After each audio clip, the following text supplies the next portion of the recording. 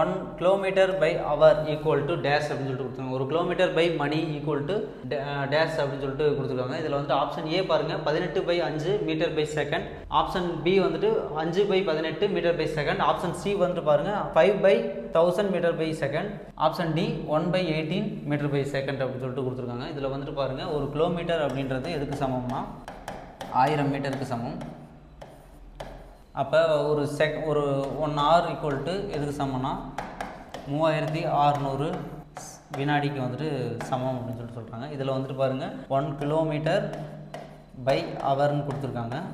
அப்போ 1000 metre by 3600 second. இப்போ வந்துட்டு இதை டிவைட் பண்ணுங்கள். டிவைட் பண்ணும்போது என்ன வரும்னா 8.